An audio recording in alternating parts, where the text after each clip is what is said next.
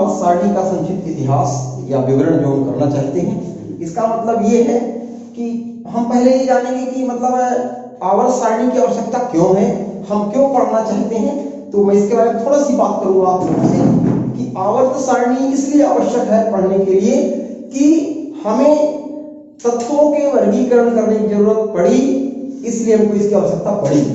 और वर्गीकरण क्यों? क्योंकि यदि हम एक ही तत्वों के बारे में पढ़ेंगे तो कहीं ना कहीं हम ज्यादा समय गंवाएंगे, कहीं ना कहीं हम ज्यादा अपना समय स्पेंड करेंगे उसके लिए। तो मेरे कहने का मतलब ये है कि आवर्त सारणी का जो इतिहास है, संक्षिप्त इतिहास है, उसका ये है कि तत्वों के वर्गीकरण को समझने के लिए हम आवर्त सारणी का इस्तेमाल करते हैं। समय समय पर इसको कई साइंटिस्टों, वैज्ञानिकों ने एक्सप्लेन करने का प्रयास किया, लेकिन जो हम आज के समय में पढ़ना चाहते हैं या पढ़ रहे हैं, तो कहीं ना कहीं आपको ये समझ में आएगा कि हम आधुनिक आवर्त सारणी क्यों पढ़ते हैं। क्योंकि आधुनिक आवर्त सारणी को एक नियम के आधार पर रखा गया, उस नियम का हमारे नाम रखा गया आधुनिक आवर्त नियम।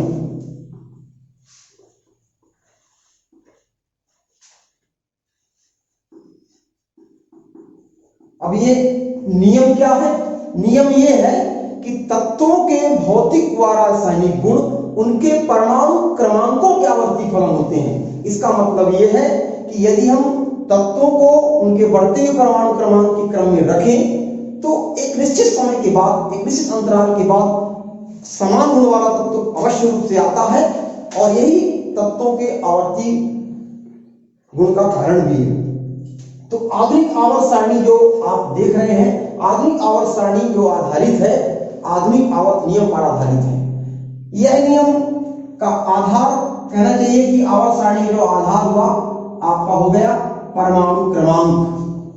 अब परमाणु क्रमांक आपको पता है कि परमाणु क्रमांक क्या है। परमाणु क्रमांक नंबर ऑफ इलेक्ट्रॉन्स अर्थात इलेक्ट्रॉनों की संख्या और तथा नंबर ऑफ प्रोटॉन्स या प्रोटॉनों की संख्या को हम कह सकते हैं। तो परमाणु क्रमांक मुख्य रूप से इलेक्ट्रॉनों पर आधारित है। इलेक्ट्रॉन संख्या ये है किसी परमाणु की, उसका आधार बनाते हुए आधुनिक आवर्त सारणी दी गई, और आधुनिक आवर्त सारणी जब दी गई तो उसका नियम भी आपने ले लिया। अब इसका वितरण हम जानेंगे कि इसका वितरण कैसे होता है। वितरण का मतलब यह है कि हम कैसे डिवाइड करेंगे, कितने आवर्त होंगे, कितने वर्ग होंगे। तो हम थोड़ा देख लेते हैं। आधुनिक आवर्त सारणी में हम 18 वर्ग रखते हैं या ग्रुप भी बोल सकते हैं इनको, और 7 आवर्त होंगे यानी पीरियड्स। तो आवर्त सारणी में 18 वर्ग हैं और 7 आवर्त हैं। 18 वर्गों का जो हम वितरण करेंगे, व्याख्या करना चाहेंगे इनकी, तो अपन का जो मुख्य आधार था वो था इलेक्ट्रॉनिक विन्यास। क्योंकि इलेक्ट्रॉन के आधार पर इसको रखा गया, तो इलेक्ट्रॉनिक विन्यास किया गया तत्वों का। जब इलेक्ट्रॉनिक विन्यास किया गया, उसी पर आधारित जो सारणी बनाई गई, तो उसको कैसे अपने वितरण किया, बनाया। तो मैं ये कहना चाहूंगा, इलेक्ट्रॉनों का वितरण जब किया गया तो उनको 4 ब्लॉक्स या 4 ग्रुपों में रखा गया। वो ब्लॉक्स का नाम हम बता देते हैं। एस ब्लॉक के तत्व, पी ब्लॉक के तत्व, डी ब्लॉक के तत्व और एफ ब्लॉक के तत्व। इसका मतलब था कि जो पूरी की पूरी आवर्त सारणी है वो 4 ब्लॉकों में डिवाइड है। उसमें हम कह सकते हैं एस ब्लॉक के तत्व भी आएंगे, पी ब्लॉक के, डी ब्लॉक के और एफ ब्लॉक के। अब इनका जो डिस्क्रिप्शन मैं बताऊंगा आप लोगों को कि एस ब्लॉक के तत्व कहते किसे हैं। तो क्योंकि मैंने आपको पहले बता दिया है कि 18 वर्ग हैं और 7 आवर्त हैं।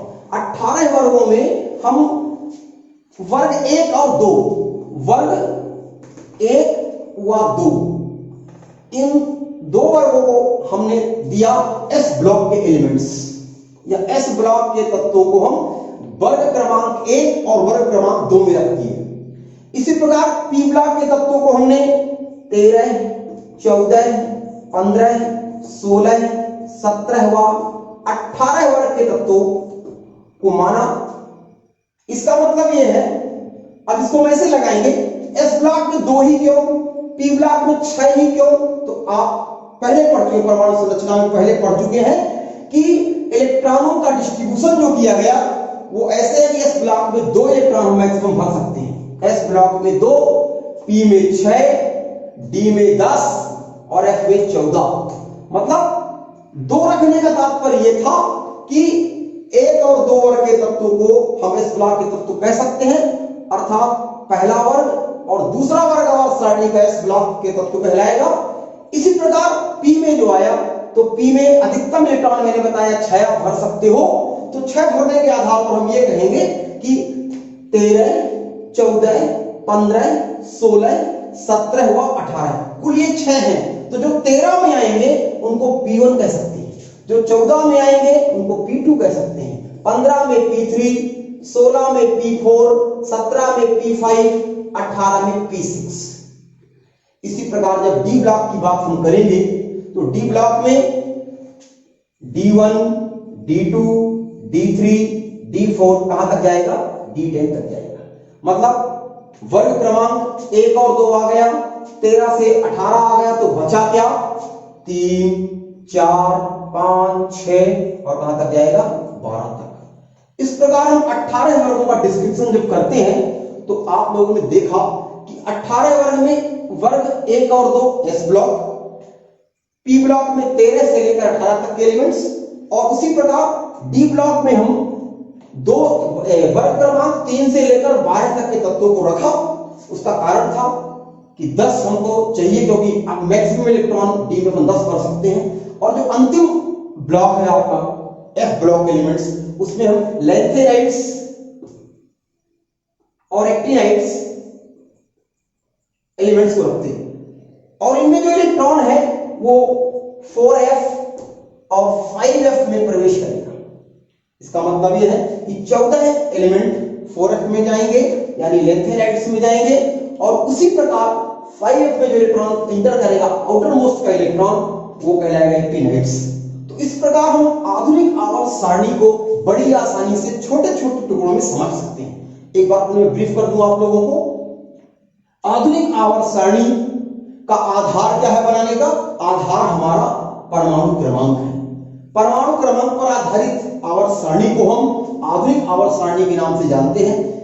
क्योंकि परमाणु क्रमांक नंबर ऑफ इलेक्ट्रॉन्स और नंबर ऑफ प्रोटॉन्स है, क्योंकि प्रोटॉन्स नाभिक में होंगे इसलिए हम इलेक्ट्रॉन की बात करते हैं, तो हम ये कह सकते हैं कि आधुनिक आवर्त सारणी इलेक्ट्रॉनिक विन्यास पर आधारित है।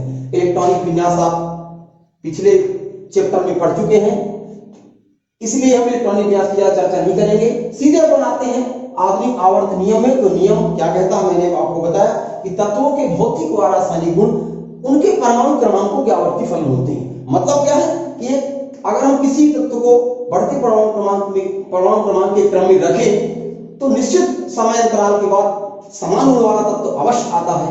इस आधार पर हमने पूरी आवर्त सारणी में कुल तत्वों को 4 ब्लॉक्स में बांट दिया। एस ब्लॉक के तत्व, पी ब्लॉक के तत्व, डी ब्लॉक के तत्व और एफ ब्लॉक के तत्व। एस ब्लॉक में जैसा मैंने आपको बताया कि केवल 2 वर्ग रखे गए हैं। उसका कारण यह था कि एस ब्लॉक में 2 रखने का कारण केवल इतना था कि इसमें 2 इलेक्ट्रॉन हम फिल कर सकते हैं, अधिक नहीं कर सकते, इसलिए 2 ही रखे गए, 2 ग्रुप रखे गए। इसी प्रकार पी ब्लॉक में 6 रखे गए, वर्ग क्रमांक 13 से लेकर वर्ग क्रमांक 18 तक के तत्व रखे गए। इसका कारण यह था कि जो 13 में आएंगे उनका विन्यास P1 में 1 रहेगा, P में 14 में 2, 15 में P में 3, 16 में P में 4, 17 में P में 5 और 18 में P में 6। इसी प्रकार वर्ग क्रमांक हम डी ब्लॉक की यदि बात करेंगे तो वर्ग क्रमांक 3 से लेकर वर्ग क्रमांक 12 तक के तत्वों को डी ब्लॉक के तत्व कहा गया, और उनमें इलेक्ट्रॉन की फिलिंग ऐसे हुई कि यदि जो 3 वर्ग में आएंगे उनमें D1, 4 में आएंगे D2, 5 में D3, D4 ऐसे अप टू D10 तक जाएगा। यानी वर्ग क्रमांक 3 से लेकर 12 तक के तत्वों को डी ब्लॉक के तत्व कहा गया। इसी प्रकार जो एफ ब्लॉक के तत्व उनका अंतिम इलेक्ट्रॉन एफ कक्षक में प्रवेश करेगा या करता है।